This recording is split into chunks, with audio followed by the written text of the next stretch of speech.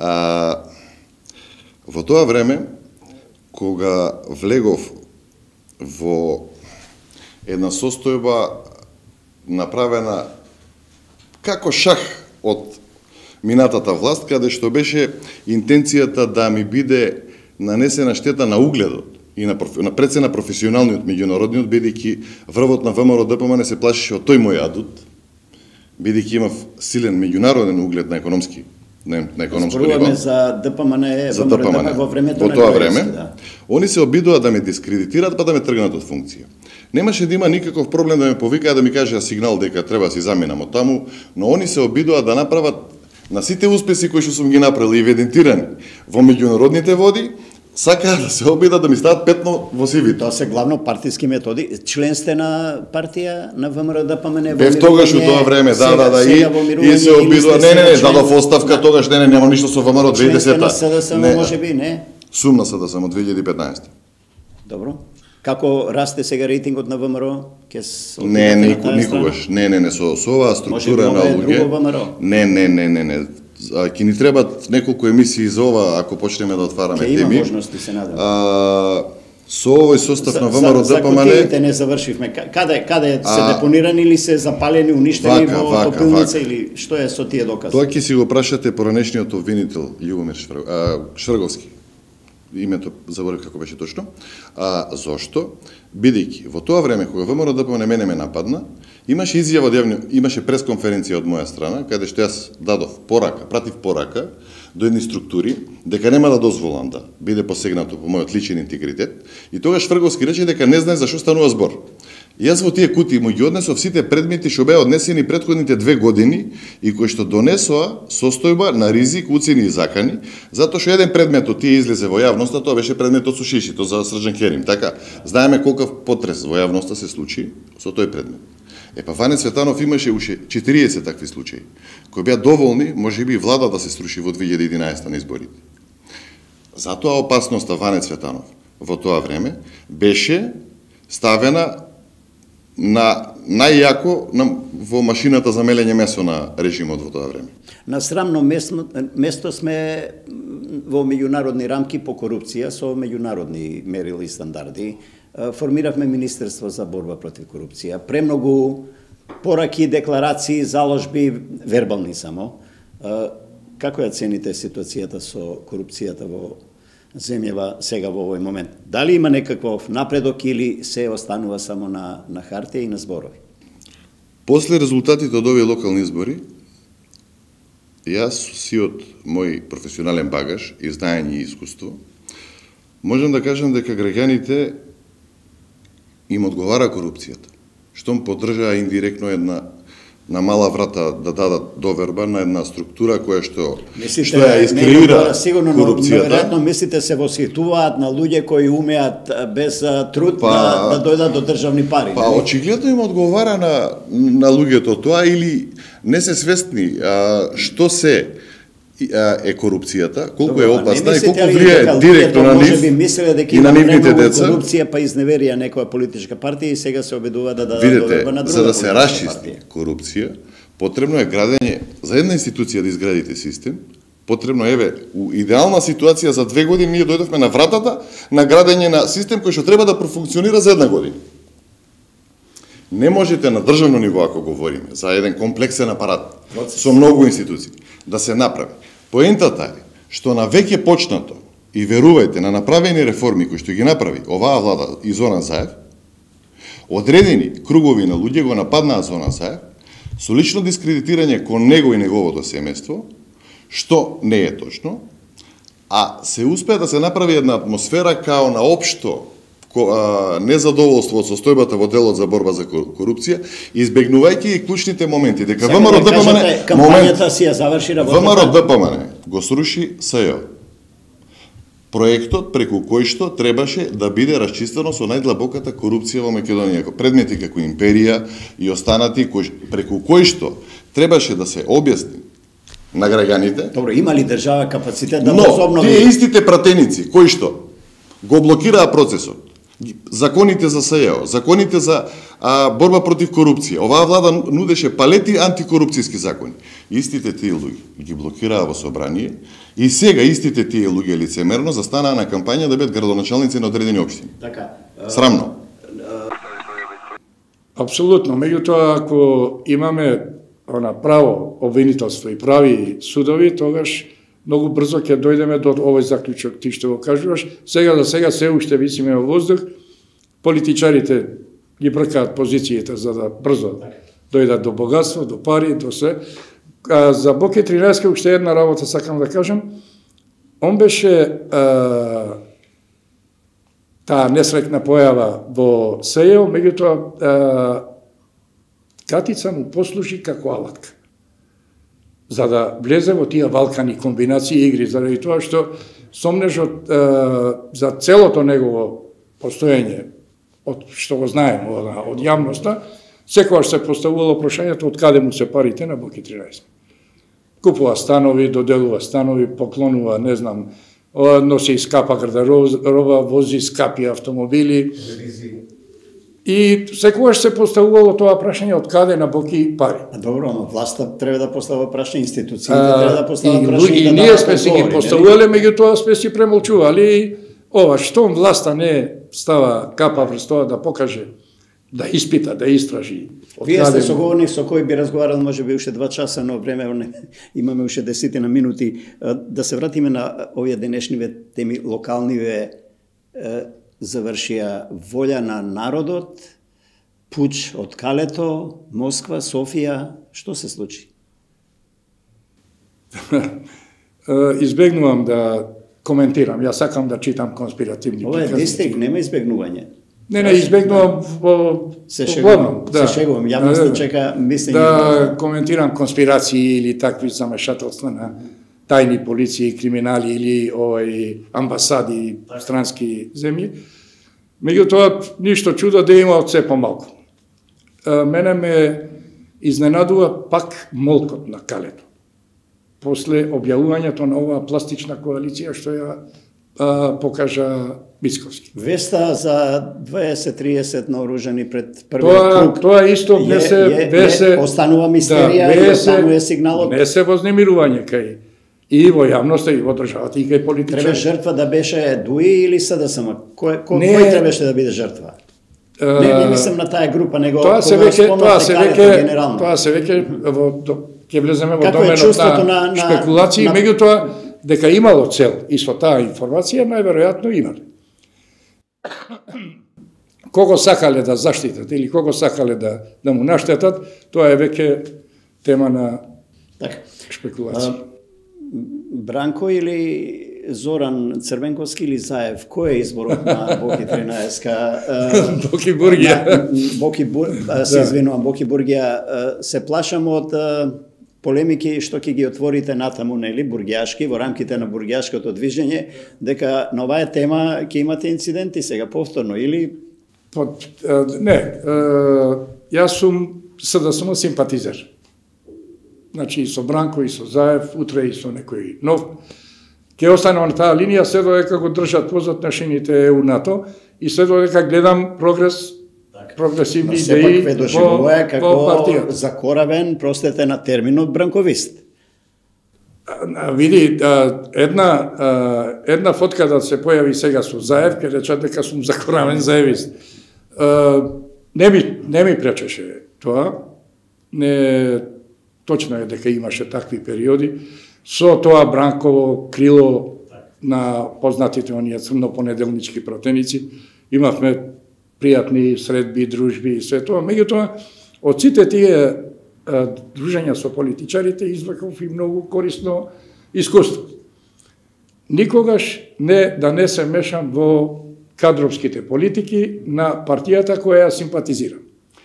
Јас давам подршка, имам и овде фаворити во овој состав на владата, давам подршка на таа партија, меѓутоа и со многу од нив и не се согласувам. Што се случува во СДСМ?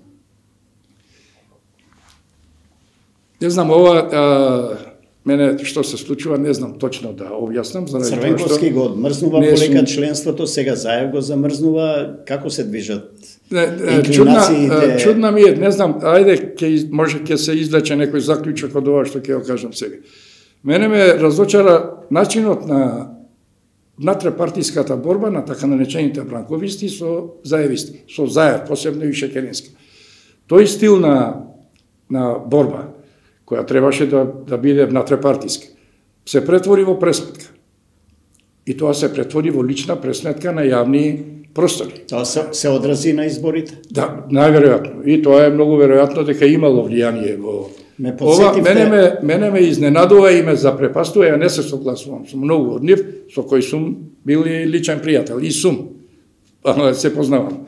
Меѓутоа не се согласувам со нивниот начин на водење на таа пресметка, на таа борба, заради тоа што овие избори за мене беа од државен карактер. Значи, овие избори, еве што ни... Европски или антиевропски резултати? Да. И моментот да не се осети, а они сите се носат со етикета за државотворна партија. Они се сите, пази, не станува збор за идиоти, глупи или неписмени. Тоа све се едуцирани, квалитетни политичари со високи образованија, професорски титули. И тие одбраа да водат лична пресметка преку социјални мрежи и на некој начин да влијаат да биде поразен Заев. Они во поразувањето на Заев го гледаа својот успех. Кога зборувам за политичките партии и поддршката на овие избори, јас секогаш се водам од гласовите кои што ги добија во првиот круг за советничките листи. Таму се гласа за партијата. Гласањето за кандидатите за градоначалници веќе се персонифицира, да. Се разликува. Може би некој кандидат добива повеќе од партијата, а има случаи кога добива помалку од партијата. И што вели првиот круг? Првиот круг вели вака: дуи се уште прва партија во Тетово. Не зборуваме за на ниво на цела држава. За Тетово, ако го ја земеме општината како индикатор, како се движат трендовите. Но остана без градоначалник. Но остана без градоначалник од причина што во вториот круг немаше доволен коалицијски капацитет со останатите партии за да се ефектуира тој глас што... Се извинувам, може би причина беше и кандидатката, трет мандат, луѓето презаситени, дури да била најуспешна, може би. Токму така. Значи, кога зборувам за коалицијски капацитет, секоја партија се води од нивни мерења на расположението на нивното членство кон одреден кандидат. Вие не можете да нотерате членство со, не знам, со телекоманда да оди да гласа кандидат за кој што има негативно мислење. Некаде може, но нема влијание на сето членство, веројатно, нели? Коалицијски капацитет, лош или мал коалицијски капацитет е причина од лошото владење или неможноста да се исполнат ветувањето од страна на господјари. Ако можам да заклучам, прогнозирате дека дуи и натаму ќе остане водечката политичка сила меѓу... Био Гостива, да речеме како втора по големина општина, каде што се концентрирани етничките албанци, и во Гостива имавме една мала предност на алијанса во однос на дуи кога станува збор за советничките листи. Значи, таму имаме една силна структура на дуи. Персоналната компонента тука да е посилна отколку во тетовскиот случај, кандидатот на алијансата да е сепак поавторитетен отколку, или се уште е авторитетен отколку кандидатката што ги изгуби изборите во Тетово. Да. Можно ли таа персонификација да биде? Мислам дека и дуи погреши што отиде тврдоглаво со стари, условно кажано, да не кажем истрошени кадри. И во Гостивар. И во Гостивар. Мислам дека ќе имаше друг резултат ако одеше со млади и докажани кадри. Има многу случаи во други општини каде што победи со такви кадри. И после овој резултат и тие добија силна порака и од тетовчани и од гостиварчани дека нешто мора да се смени. Генерално за дуи да прашам, може ли да се извлече некоја резултанта дека сепак ја губи кондицијата што имаше Дуи знаеше и да падне од, например, во собрание од 20 на 10 пратеници, па на наредни избори да се поврати на 15, ја нема се уште силата за повторно да дојде до 20, веројатно, бидејќи конкуренцијата е се поголема. Се родија нови генерации, веројатно бараат нови партии, нови лидери. Ако се гледат резултатите, значи во последните изборни циклуси, имаше 2014 година имаше околу 150.000, 153.000 гласови. За во 2016 година да се сведе на 86.000 гласови. Добро, тука треба да се смета веројатно незирина излезноста на луѓето што се иселија, што не се тука, немаат мотив да доаѓаат со автобуси и авиони на гласање или не е тоа пресудно? Преполовен број на гласови, значи не е пресудно. Да, не може да се случи од тоа што луѓе мигрираат надвор, што е факт, но мислам дека беше резултат од бомбите што беа објавени, каде што нивни функционери беа инволвирани. И се очекуваше тој пат да продолжи на Дуи, зашто ретко која партија може таков пат да стопира и таа траекторија да ја врати повторно на нагорна линија. Но 2017 година, значи, се случија локални избори, една година после парламентарните, таму веќе имаме еден благ пораст на Дуи, добива околу 90.000 гласови. За во 2020 година Дуи да добива 105.000 гласови на парламентарните избори лани. И сега имаме за како што кажав, листа на советници имаме 105.000, значи истиот број што има. Значи имаме еден вид на константа, но што се случи внатре во Дуи во меѓувреме? Значи ги немаме многу од старите кадри на Дуи. А после локалните избори најверојатно ќе ги немаме и дел од овие што остана.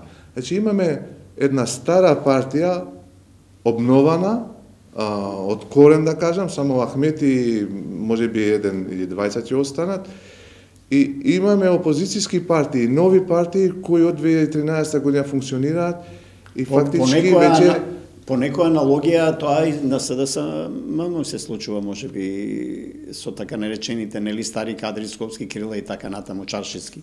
Или тоа е друга тема, не? Тоа е тема за друга анализа. Јас имам еден став кога станува збор за, и тоа го кажувам и јавно и на албански, дека условно кажано македонските партии имаат и кондиција и традиција на постојано реформирање. Значи, само земете како пример колку председатели смени ВМРО да помне, или колку председатели на партија смени СДСМ во овој период. А ако споредувате, да речеме, со ДПА, со ДУИ, со Алијанса за албанците, со Алтернатива, значи од нивно формирање, дали од 2002 година на ДУИ или 2013 година на Алијанса, лидерите се исти, без разлика од исходот на изборните циклуси. Демократијата внатрешно партиска е се уште на ниско ниво генерално, може така да се смета? Јас гледам Дуи дека како политичка партија која што веќе почнува да се реформира, нели, и на крај ќе се, може би во наредните месеци, години, ќе се очекува Дуи да има и нов лидер. Така што и останатите партии треба овие пораки добро да знаат да ги декодираат, да ги читаат од граѓаните што се на локалните избори. Да речеме, Алијанса за албанците, ако се спореди бројот на гласовите од парламентарните избори лани, значи тогаш има околу 82.000 добиено заедно со Алтернатива, а сега имаат 55.000 гласови. Без Алтернатива има ли шанса да се спојат повторно во една партија и да бидат во некоја власт? Мислам дека овој турбулентен период на формирање на едно па второ мнозинство и, како да кажам, талкање на Алтернатива од еден во друг табор, не може да ветува едно такво нешто. Алтернатива беше еден период со Алијанса во коалиција, неколку избори помина, неколку изборни циклуси поминаа заедно, но се цело време се во опозиција. Да, се чувствува незадоволството од таа соработка на алтернатива со... Од таа соработка на алтернатива со Алијансата или од фактот што постојано се во опозиција? Па, знаете, ако едно раководство не успева да добива на избори, ако не успева партијата да ја донесе на власт, тогаш тоа е неприфатливо или е лошо и за самото членство, не само за коалицијските партнери. Се враќаме на истиот почеток како со проблемот со Грција. Еве, ние имавме ситуацијата каде што велевме ние сме во право, Грција греши, па ја оспорувавме блокадата во Букуреш за членство во НАТО и пак дојдовме до истата точка дека ние мора да го решиме спорот со Грција. Повторно ќе дојдеме на истата точка дека треба да го решиме спорот со Бугарија, затоа што во моментов повторно Европа формално збора застана за својата членка. Тие не се согласуваат. Има земји што не се согласуваат дека Бугарија апсолутно не треба поради оваа причина или поради причини кои тие сметаат дека се релевантни. Да го блокира регионот практично. Нели сме во пакет со Албанија. Меѓутоа на нас е да седнеме и да се договориме со Бугарија. Добро, ајде вака сега околу Бугарија кратко, брзо и јасно, бидејќи немаме многу време. Ние седнуваме и се договараме и не можеме да се договориме. По моје некое скромно мислење од една проста причина што соговорникот едноставно не те признава дека си ти тоа што си. Проблем е идентитетот, треба да се откажеме дека сме македонци или можеби не сме македонци или за Никица Корубен од кога сме ние македонци, од 44-та или пред тоа? Пред да одговорам на тоа прашање, сакам да ги раздвојам политичкото и историското. Ние постојано го мешаме. Спорот со Бугарија е политички спор. И ние зборуваме во политички термини. Иако јас до ден денес не знам што се точно барањата на Бугарија и мене тоа ме фрустрира и иритира. Формалните официјални барања на Бугарија што се. Не сите изјави што ги имаат нивни политичари, нивни медиуми, а тие барања јас очекувам да ги соопшти нашата влада. Тоа е оној момент што мене ме загрижува. Од моментот кога е ратификуван, јас бев дел од пратениците што го ратификува и поддржаа договорот со Бугарија. Во тој момент немаше никакви забелешки на договорот. Немаше ниту од опозицијата, на седницата не ни присуствуваше опозицијата за да ги даде своите забелешки. Немаше забелешки од бугарска страна. Немаше забелешки ниту од бугарска страна. Што се случи таму сега со Бугарија? Тоа е прашањето. Што се случи? Тоа беше некаде 2019 година, некаде летото 2019 година.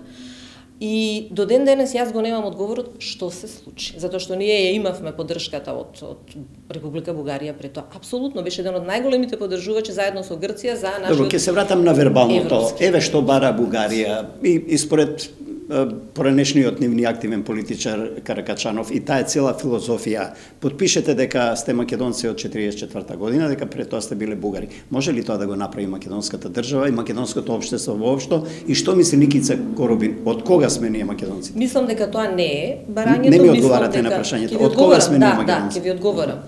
Мислам дека тоа не е барањето. Мислам дека барањето е повторно за политички категории, на ист начин како што во Обединетите нации имаме политички категории. Име на држава Северна Македонија, националност македонци, ама националност е политички термин, не е историски, не е идентитетски, не е етнички. Идентитетот ние не треба да го внесуваме во ова. Вие не може идентитетот да го дефинирате, односно не може ниту една меѓународна организација да ви го дефинира идентитетот, не може ниту држава. Но тоа постојано гази историската бугарска наука и актуелната бугарска политика. Што е нашиот проблем? Доаѓаме до тоа. Мислам дека ние се однесуваме на овој начин и во оваа реторика што ја употребуваат и власти, и премиерот, и министри, по цена на и председателот по цена на идентитетот нема влегување во Европска унија. На тој начин ние си го проблематизираме сами сопствениот идентитет. Мислам дека имаме една голема недостаток на самодоверба за тоа што сме, кои сме ние самите. А тоа е така затоа што, внимавајте, секоја држава има право на своја национална историја. Секоја национална историја во основа е конструкт. На тоа другата страна не сега да го слушне во конкретниот пример со Бугарија. Националната историја на една држава не одговара 100%, на ниту една држава во светот нивната национална историја не одговара 100% на историските факти. Историските факти се динамична работа. Вие може да откриете нешто што не сте го знаеле или да толкувате на поинаков начин. Никица Корубен, зборуваме за нас премногу. Имате сознание и следите состојбите во соседна Бугарија. Како таму се движат работите? Што цените ви? Има ли шанси конечно да го решиме проблемот и да ги почнеме преговорите, да кренат рампата? Ќе ми дозволите само да довршам со мислата во овој поглед, па ќе автоматски ќе отиде и на тоа. Имаме еден реален хендикеп. Националната историја се врзува за државата. Во период 18, 19, почеток на 20 век, кога сите наши соседи имале своји национални држави и го граделе својот национален идентитет, романтичарски, ваков, автентичен, ние тоа не сме го правеле. Нашата, затоа што сме немале држава, реално, објективно, тоа е нашиот хендикеп, во смисла на тоа хендикеп кој денеска ние го живееме. Тоа значи сме биле македонци и тогаш? Ама, апсолутно, тоа нема дилема дека ние сме македонци. Тоа не, ме разбирате, меѓутоа ние треба да се дефинираме што ние си подразбираме под македонци. Нашата национална историја се разбира дека пишувана во период кога оваа држава била дел од една поширока федерација. И таа национална историја одговарала на потребите на таа федерација. И тоа е апсолутно легитимно. За мене е спорно што 91 година па наваму ние не си ја преиспитуваме нашата национална историја. И ние и пристапуваме на нашата национална историја со предрасуди. Значи, или си словен, или си антички македонец. Ама сите тие словени, антички македонци се конструкции на современата историја. А ние треба да напишеме наша национална историја, каде што ние ќе се пронајдеме себе си, што сме, како сме и до каде оди. Времето ужасно. Во Македонија сите сме урбани луѓе.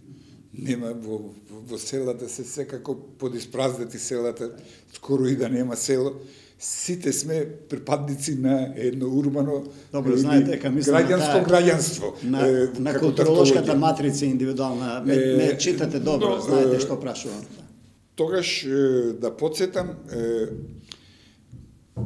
конфликтот или недоразбирањето или разликите се создадоа околу концептот на јавниот сервис и каков треба да биде. Односно, каков не треба да биде, а тој се уште е тако како што... радио телевизија. Да. Значи, главното недоразбирање беше во врска со тоа. И тогаш на крајот на криштата се покаже на инфлангранти, што се вика најотворено, дека овој концепт сега, што го генерира јавниот сервис, таков, фактички датира од тогаш. Тој не е тој пронедок на ВМРО, тој е пронедок на луѓето кои што во име на некаква власт или не знам што, го владеја тогашното МРТВ и ништо не е променето. Молим? Ништо не е променето. Не само што не е променето, туку е влошено, се разбира, но духовните татковци на ваквото датираат од тогаш. Датираат од тогаш и тогаш се случи тој груп гест на генералната директорка, кој што владата имаше намера да го премолчи. Јас со тоа не се согласував, на крајот на криштата во изведена надлежност, јас сепак бев одговорен за состојбите во медиумите и така јас пред реконструкцијата си поднесов оставка и никому ништо се разбира. Јавниот сервис продолжи да пропаѓа и еве го денеска каков е што е. Лапидарен како што и бил тогаш, да. Можеби, но активен сте во партијата, во Социјалдемократскиот сојуз преку некои линии организирано или пака само преку лични контакти или сте само фан? Дали имате книжка активна? Не сум само фан, не сум само гласач. Таму имам другари, имам пријатели, имам многу млади луѓе кои што се желни сепак да знаат, учат, сакат да научат. Јас сум скоро секојдневно присутен меѓу нив. Ми допрете до прашањето. Што им порачувате на младите партиски кадри во смисла да не биде тоа што вие оценувате како негативно и како карактерни особини, и како организација, и како чала малку, нели, она што ги бие, затоа го спомнав терминот рурални, урбани. Кога СДСМ доаѓа на власт, јавноста има впечаток дека се оддалечуваат од граѓаните, од гласачите, за разлика од ВМРО. Не знам дали вие го делите тоа мислење, но не одам толку широко. Во таа смисла ми е прашањето што ги советувате младите партијци? Прво ги советувам, се разбира, да работат на своето образование. Значи, никогаш не постои нешто што се вика вишок на образование. Да работат на тоа. Второ, да работат особено на дознавање, осознавање на политичкиот систем во кој што живеат и работат.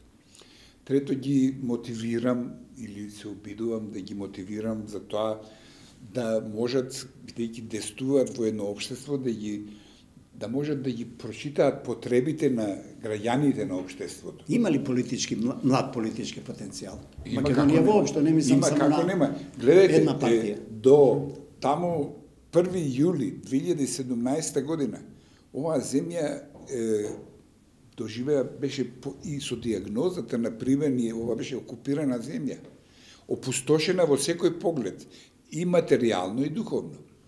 Според тоа, ова се скроз нови генерации. Некои од нив не били ни родени кога јас сум бил министер. Или кога е Социјалдемократскиот сојуз основан. Младото крило, поготово е СДММ, па никој од нив не бил роден.